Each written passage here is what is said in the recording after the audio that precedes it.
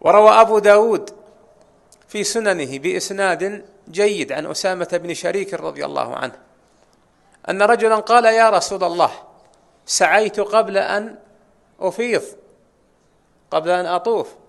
قال: طف ولا حرج، طف ولا حرج. فلما انفك الناس عنه انصرف عليه الصلاة والسلام إلى منحره، ومنحره بجوار منزله في منى، وإذا بدنه التي ساقها معه من المدينة، والتي جاء علي بأكثرها من اليمن، وهي 100 من البدن، واقفة أمامه معقولة اليد اليسرى. تخيلها يا رعاك الله، واقفة على 3 أعضاء، على يدها اليمنى ورجليها، واليد اليسرى معقولة. فأقبل عليهن صلى الله عليه وسلم وأخذ بيده السكين، فلما رأينه 7 منها أو 9 رأينا النبي عليه الصلاة والسلام طفقنا يقبلن إليه حبا وشوقا له.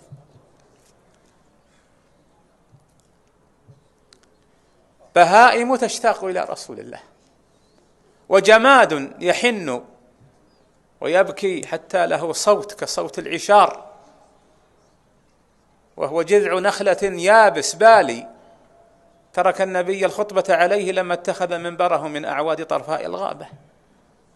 فأول ما رقى على المنبر في خطبته سمع الصحابة لهذا الجذع البالي، جذع النخلة اليابس، أنينا كأنين الحوار، شوقا إلى رسول الله صلى الله عليه وسلم، حتى نزل عليه الصلاة والسلام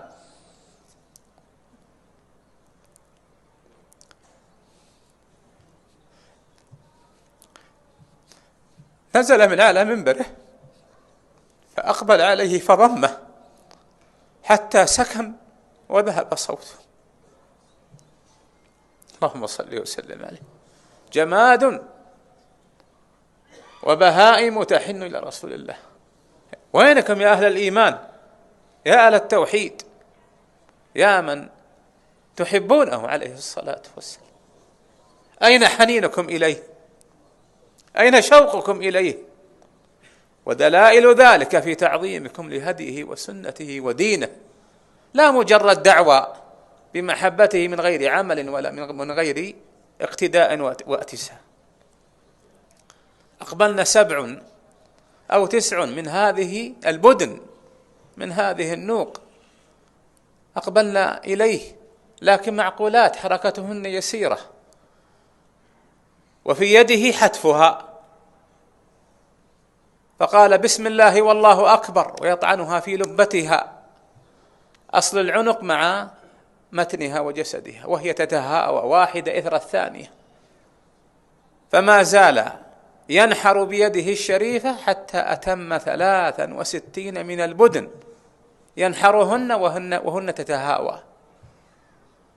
فدفع السكين لعلي رضي الله عنه لينحر ما غبر، أي ما بقي، أي 37.